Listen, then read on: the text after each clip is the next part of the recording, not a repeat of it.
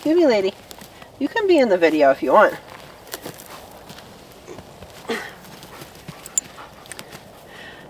Well, your head end though. I'm Katrina, and this is Sow and Tare, and this is Remy, and she's a good girl. We are here at my parents' place to show you some pretty cool things about camera traps, wildlife cameras, trail cams, however you want to call it, and you can't see it because she's in the way. Miss Remy, can you move over here, please? Lie down. Lie down.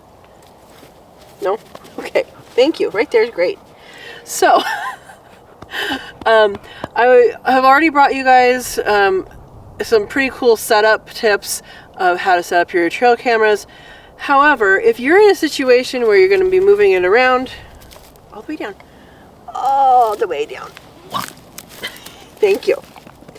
If you're going to be moving it around, or if you are going to be in an area without trees, or trees like these that you can't really get to the trunk very well without cutting a whole bunch of branches, then this is a system I recommend.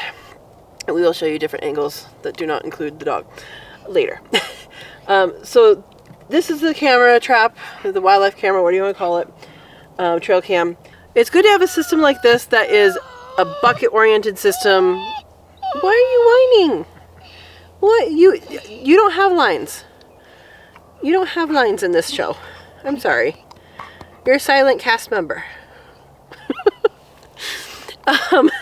So I recommend you have it, you use a bucket, and before you do anything with it, turn that bucket upside down, drill a bunch of holes in it, because you can either do like my dad did here and have a lid. It's not all together, sealing anything, but then you put gravel in the bottom. Now you don't need a whole bucket full of gravel unless you want to get buff, but just have a little layer in the bottom, and what that does is it stabilizes it. So this isn't going to move very far without something bumping into it majorly. So that's the recommendation. Attach it to the bucket, and I'll zoom in here and show you what that looks like. And this allows you to then put it anywhere. Now, some of the things to consider when you are putting it away from trees and away from all this stuff is the whole area in front of it should be cleared so that you don't have grass blowing in the wind, tree limbs blowing in the wind, stuff like that. And I'll show you that when we bring the camera over here, and that will save you tons and tons of pictures. What is your issue? What is your issue? You need more loves? Yeah. And drain holes. Huh? And drain holes. On the sides? Yeah. Okay. So that is the story. I'm going to bring you in close and show you it, and we can talk more about it. You don't have to stay here. You don't have to stay here. You want to come over here? Here's an example of a new bucket placement, and all this stuff in front of it. We have some converging trails if we're at the bucket right now, at the camera right now. And we have one trail coming down here. We have another one coming in right here. Another one on this side right here. And then this trail continues right here. So it's a convergence of trail, really good spot for a trail camera. And again, here's what it looks like from the camera itself. And we're gonna clear it. Weed whacker got further. With a weed whacker. You can use scissors if you want. You can use all sorts of stuff. But since we have a battery operated one, we're doing it that way. So here's the after. I've weed whacked. You want to go a little behind the camera just because things blow into the camera. Excuse me, Remy. And here is our look. So what we're missing is there's 2 sagebrush. Remy, wrong sagebrush. Remy, can you get that one for us? Can you show her? See if she'll get it. Remy. Here. Here. Remy. Right there. She's looking elsewhere. Okay, well, yeah. You can remove. She does. She's looking for something else. So removing the brush or not is up to you. But we want to make sure, Remy, this is not about you. I'm sorry to say. We want to make sure. Come here. That whatever you are taking a picture of is where the flash goes. Thank you. Start calling you Remy. No.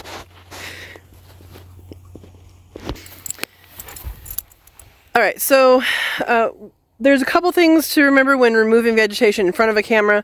Number one, you want to remove vegetation that will blow in the wind. So that's what we did with the grasses. Now, there are some that is loose here. If we have a dust level go through or something like that, we're going to get a shot of it.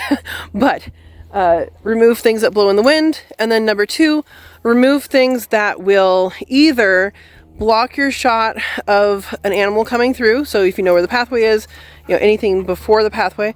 Or number two, those items that will bounce back the flash. So the infrared flash will flash, and if it's too close, it will flash back as white. So those couple sagebrush that we removed would have likely bounced back as white, and that basically makes it so you can't see much of the other part of the picture or video.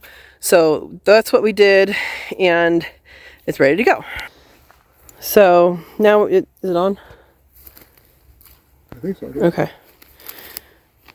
So now we make sure it's on. And that's about the distance you want. Is a good distance. Okay, so the next thing is. Yep. So I'm going to show this from the side. See how this camera is tilted forward a little? So it's like that. So that means that that's aiming for smaller animals. If you want to aim for, not just the deer legs, but the whole deer, then, or what? Yeah, so if you want to aim for not just the, Remy, hi. If you want to aim for not just the deer legs, but the whole deer, or a taller animal, then there's two options. One is to tilt it up a little bit, and then the other one is to elevate it. So you can even out the bucket, putting a rock under it, like this. Honey, that's not for you. It's a rock. You don't like rocks. You like sticks.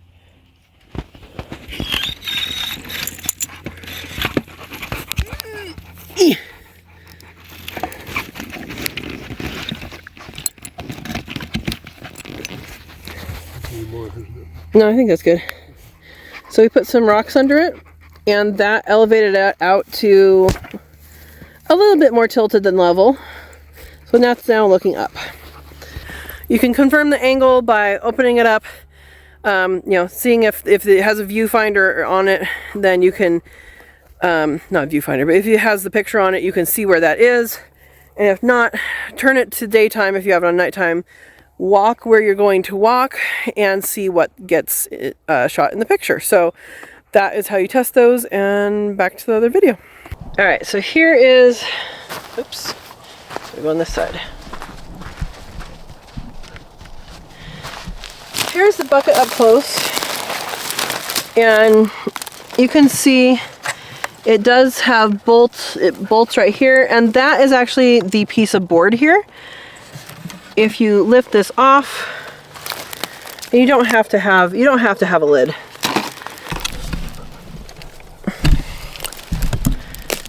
So lift that off, you can see the level of gravels down here. He does have also drain holes on the side on the bottom. So not only do you put them down deep, but you can put them, like that far up, just so the water will drain out the side. And I'll show you inside.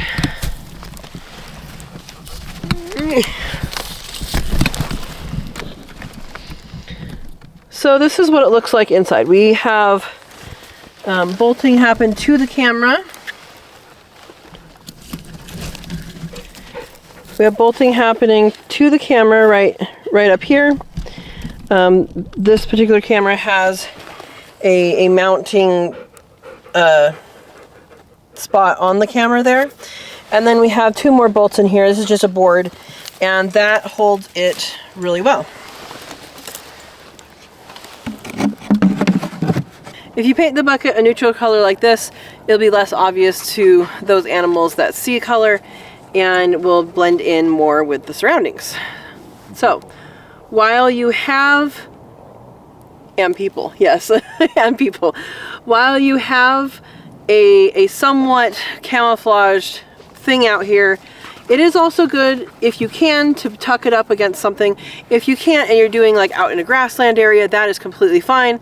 The animals may not approach it for a little bit, or they may approach it immediately because they're curious. If they don't approach it for a little bit, then that could be because it's weird. It's a weird thing on the landscape. They don't understand it. So then they have to figure out, is it safe to approach first and then approach it. Okay, so you can see our camera trap is right here. And all this area in front is cleared, and there's a wildlife trail. I don't know if I'm on camera, but there's a wildlife trail back here that animals go by all the time. Where do you usually get pictures? Right here, right? On this one? Yeah. Okay. So he usually gets pictures on this trail, but I think you got pictures on that sagebrush too, right? Probably. I remember seeing rabbits there. An owl. Owl, yeah. So you have this whole area in front cleared, and that's easier to do in the high desert than other places for sure. But it also just speaks to the efficiency of the camera.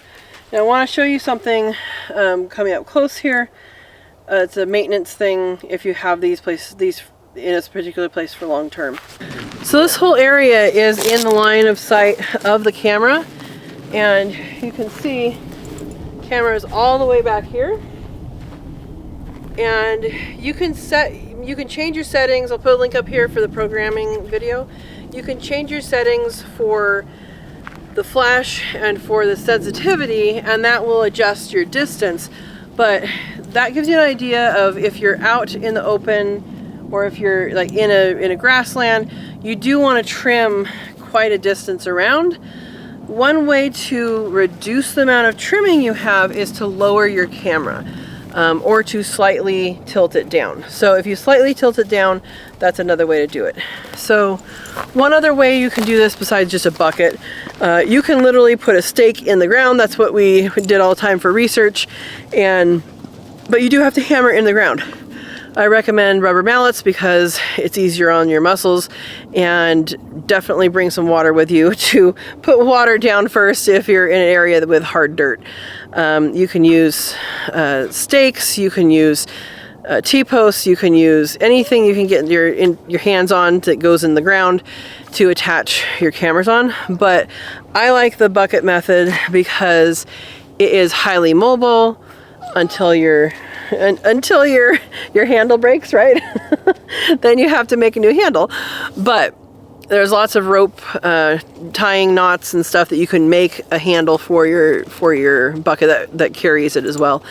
And these aren't moved very much, but they can be, and they can be moved very quickly. Setup takes very little time because, especially since these are on night mode, all you have to do is pick up the bucket, move it, make sure your area is cleared, and you're good to go. So it takes less work if you're going to be moving it around.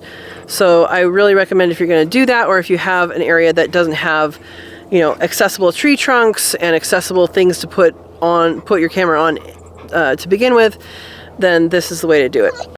Another thing to pay particular attention to with a mobile system like this is to try to point your cameras north or south if you don't have cover kind of in that area. The reasoning for this is if you point your cameras east and west, the shadows will make it go off in times where it doesn't need to be, and also temperature can play a role there. So if you're having issues about pictures that aren't of anything, it may be because you've pointed it east or west, and it's just something you have to deal with, and some cameras are sensitive to that and some are less sensitive. So again, pointing it north is a good idea, or south. One thing to watch out for when you have a bucket system, I've got to come up with a name for that. Bucket cameras, camera bucket. Anyway, is if you have vegetation underneath it or close underneath it or close to the sides, you want to trim that back, because when the infrared flash actually flashes, honey, can you show them your face instead of your butt? Come here. Thank you. Then if something is too close to the flash, it can send back a bright white light. It's basically reflecting off of it. And so sometimes you can get that if the vegetation is, even if it's not in the view of the camera, if it's near it. So I mean, stuff like this probably isn't going to be an issue, but if you have bigger stuff, then it can be. Now this isn't an issue now. Sagebrush grows very slowly, but it could become an issue. You can see it's approaching where the flash is, and so it could become the issue. So I could recommend just, you know, cutting that off, breaking it off. It smells wonderful. So that is a tip, is to keep the area around your camera clear, not just in front of it.